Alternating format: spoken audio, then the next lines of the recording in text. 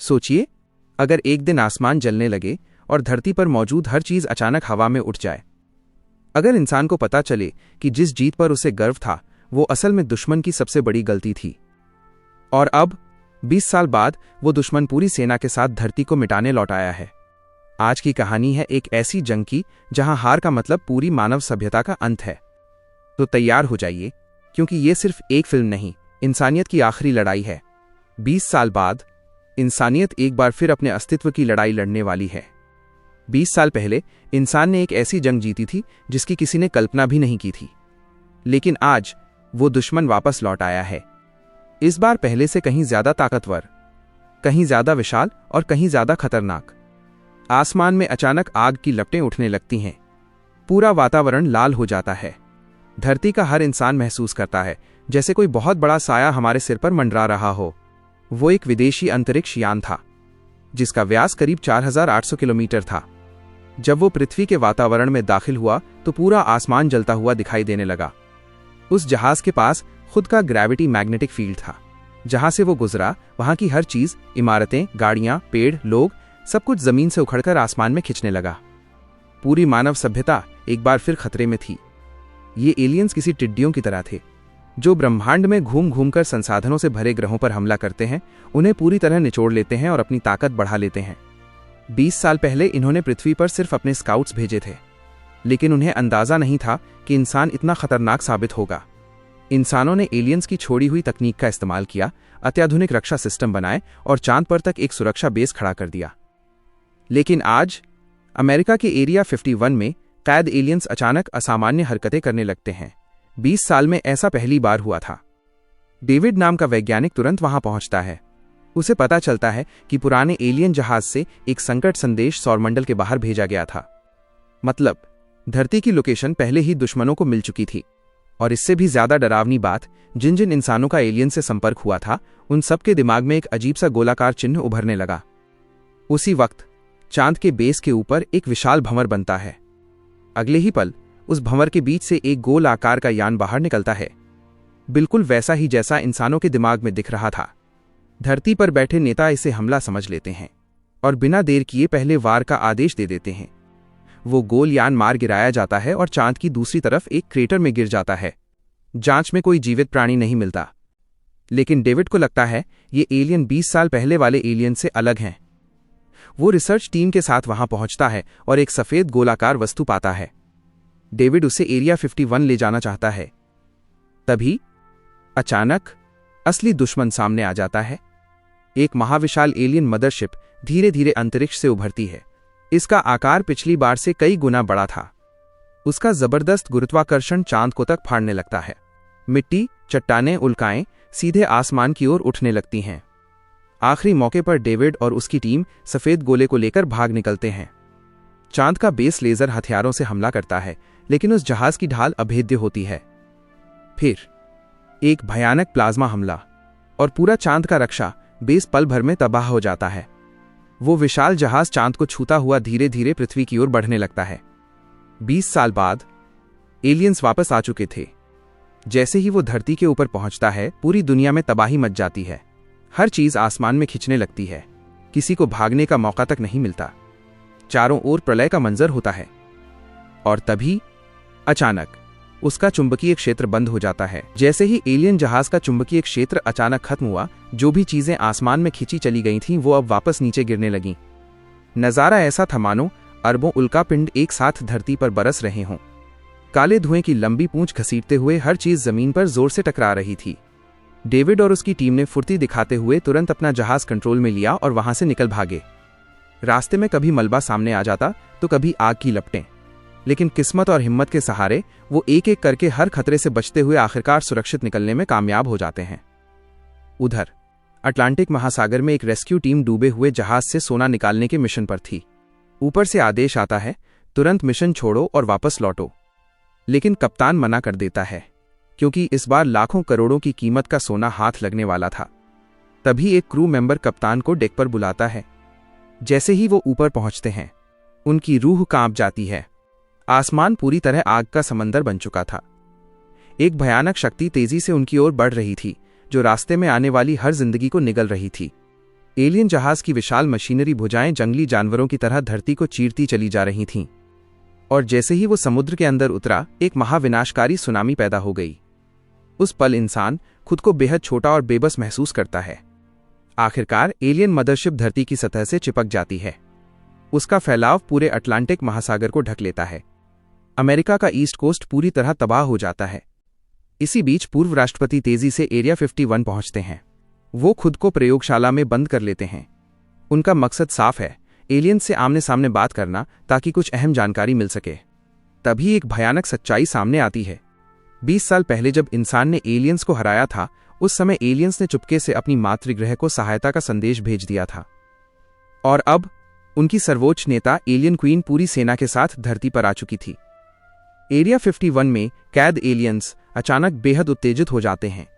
लेकिन जैसे ही उनकी नज़र उस महिला के हाथ में बने गोलाकार चिन्ह पर पड़ती है, वो बुरी तरह घबरा जाते हैं। उनके चेहरे पर डर साफ दिखाई देता है। प्रोफेसर को शक होता है, शायद यही चिन्ह एलियंस को खत्म करने की कुंजी है। अचानक राष्ट्रपति की जान खतरे में पड़ जाती है।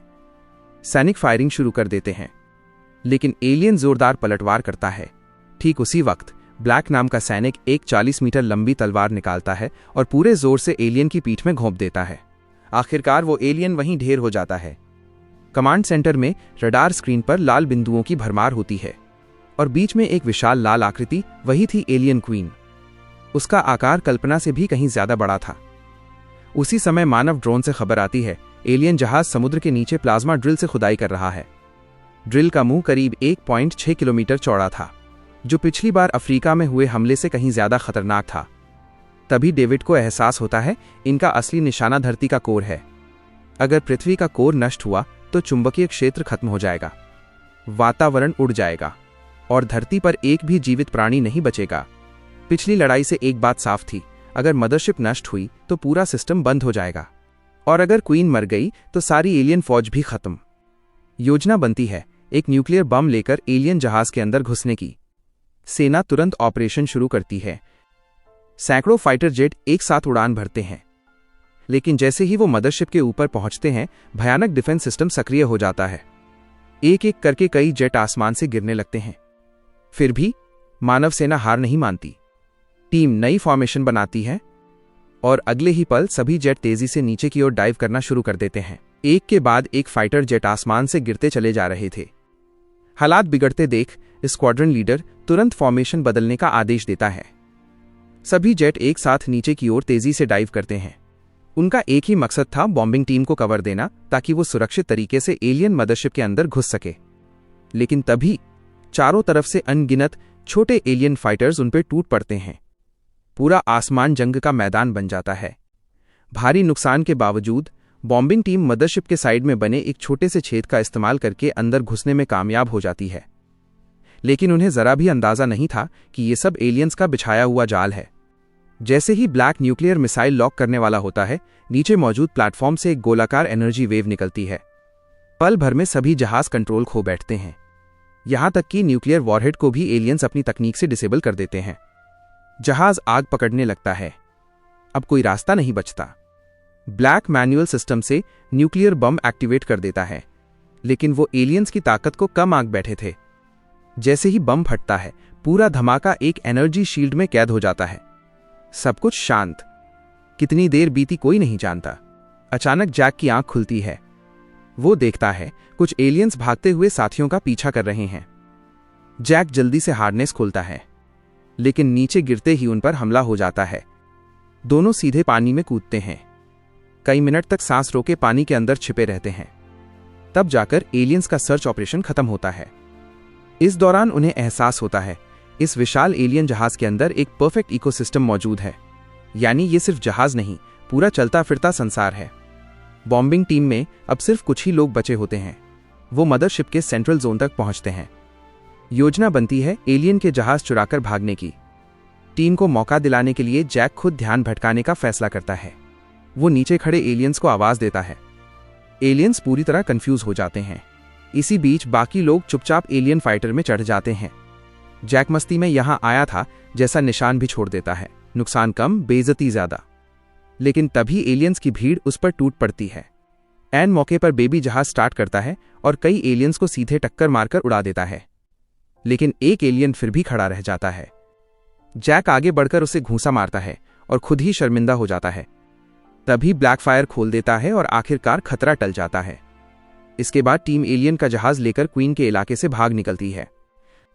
इधर धरती पर प्रोफेसर चांद से लाए गए रहस्यमयी सफेद गोले को कट करता है। एक आदमी जिज्ञासा में हाथ लगाता है, लेकिन अगले ही पल उसके हाथ गोले के अंदर खिंच जाते हैं। वो घबरा जाता है। तभी वो गोल वस्तु अचानक सक्रिय हो जाती है और बोल उठती है। सब दंग रह जाते हैं। असल में वो एक उच्च सभ्यता का जीव था। हजारों साल पहले उसकी प्रजाति शरीर छोड़कर डेटा के रूप में जीने लगी थी। उनके पास इंसानों से हजारों साल आगे की तकनीक थी, इसलिए मानव भाषा समझना उसके लिए कोई मुश्किल नहीं थी। वो बताता है उसकी सभ्यता हजारों सालों से रीपर्स नाम के दुश्मनों से लड़ रही है। ये रीपर्स ग्रहों का कोर चूसकर अपनी जहाजों को ऊर्जा देते हैं।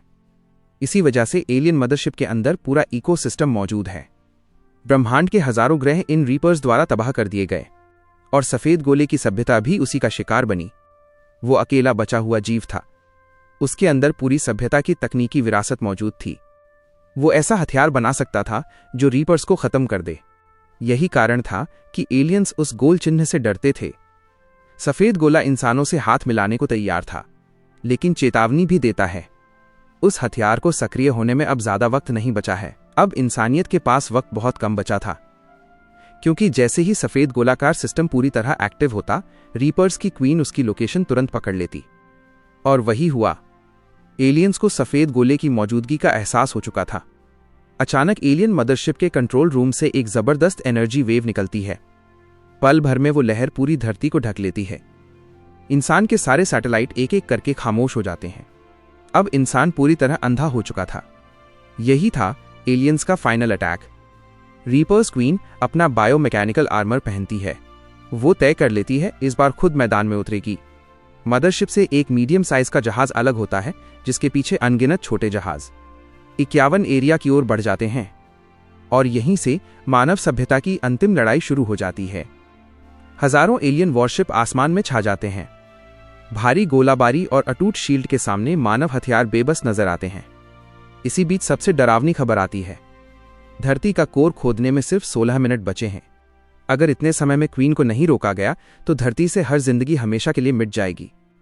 आखिरकार पूर्व राष्ट्रपति एक आखिरी फैसला लेती हैं। वो न्यूक्लियर बम लेकर क्वीन के साथ खुद को कुर्बान करने का निर्णय लेती हैं। अपनी बेटी की मदद से वो मदरशिप के अंदर पहुंचती हैं।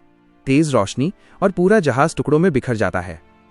धरती पर लोग जश्न मनाने लगते हैं। लेकिन तभी मलबे के बीच से रीपर्स क्वीन धीरे धीरे बाहर आती है। न्यूक्लियर विस्फोट भी उसे खत्म नहीं कर पाया। इस दृश्य ने पूरी मानवता को हताश कर दिया। डेविड और उसकी टीम जल्दी से स्कूल बस में बैठकर भागते हैं। मानव फाइटर जेट पूरी ताकत से क्वीन पर हमला करते हैं, लेकिन कोई असर नहीं, क्योंकि क्वीन के चारों ओर एक अदृश्य शील्ड थी।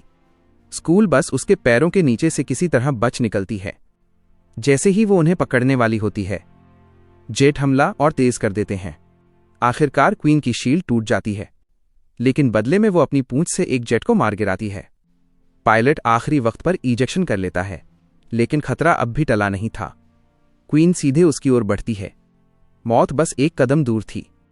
तभी बॉम्बिंग टीम वापस लौट आती है। जैक और ब्लैक क्वीन के हथियार पर फोकस फायर करते हैं और उसे नष्ट कर देते हैं, लेकिन क्वीन एक सिग्नल भेजती है। पल भर में सारे एलियन जहाज उसके चारों ओर एक विशाल शील्ड बना लेते हैं। अब वो सीधे 51 एरिया की ओर बढ़ रही थी। इंसान उसे रोकने में पूरी तरह नाकाम था। सब कुछ खत्म होने वाला था। तभी बॉम्बिंग टीम एक आखिरी चाल चलती है। वो अपने जहाज का फ्यूजन मोड ऑन करते हैं, एक ऐसी तकनीक जो आमतौर पर सिर्फ अंतरिक्ष में इस्तेमाल होती है। तेज रफ्तार और ऊर्जा के साथ वो एलियन जहाजों की दीवार तोड़ते हुए अंदर घुस जाते हैं। उसी वक्त क्वीन अपने लक्ष्य तक पहुंच जाती है। एक जोरदार घूंसे में वो जमीन तोड़ देती है और सफेद गोला अपने हाथ में ले लेती है। लेकिन तभी कंट्रोल से बाहर बॉम्बिंग टीम पीछे से लौटती है। सारी बची हुई गोलाबारी क्वीन की पीठ के कमजोर हिस्से पर दाग दी जाती है। जब तक एक भी गोली बची रहती है, शील्ड के बिना क्वीन अपनी असली शक्ल में आ जाती है। उसका खोल टूट जाता है और अगले ही पल वो स्कूल बस के सामने जोर से गिरती है। रीपर्स क्वीन की मौत के साथ ही सारे एलियन जहाज निष्क्रिय हो जाते हैं। अटलांटिक महासागर के ऊपर ड्रिलिंग मशीन रुक जाती है। धरती एक बार फिर बच जाती है। बचे हुए एलियंस चुपचाप धरती छोड़कर भाग जाते हैं। लेकिन कहानी यहीं खत्म नहीं होती। सफेद गोला इंसानों से वादा करता है, वो अपनी पूरी तकनीक मानव जाति को सौंप देगा। बहुत जल्द इंसान सितारों के पार जाएगा, इंटरस्टेलर ट्रैवल संभव होगा, और एक दिन मानवता खुद जाकर रीपर्स की मातृग्रह पर आखिरी युद्ध लड़ेगी। क्योंकि अब इंसान शिकार नहीं, शिकारी बनने वाला है। और इसी तरह इंसानियत ने एक बार फिर साबित कर दिया कि जब बात अस्तित्व की हो तो इंसान किसी भी हद तक जा सकता है। अगर आपको ये कहानी पसंद आई, अगर इस जंग की हर सांस ने आपको रोमांचित किया, तो वीडियो को लाइक करें, इसे अपने दोस्तों के साथ शेयर करें, और ऐसी ही जबरदस्त मूवी एक्सप्लेनेशंस के लिए चैनल को सब्सक्राइब करना बिल्कुल मत भूलिए, क्योंकि अगली कहानी और भी ज्यादा खतरनाक होने वाली है।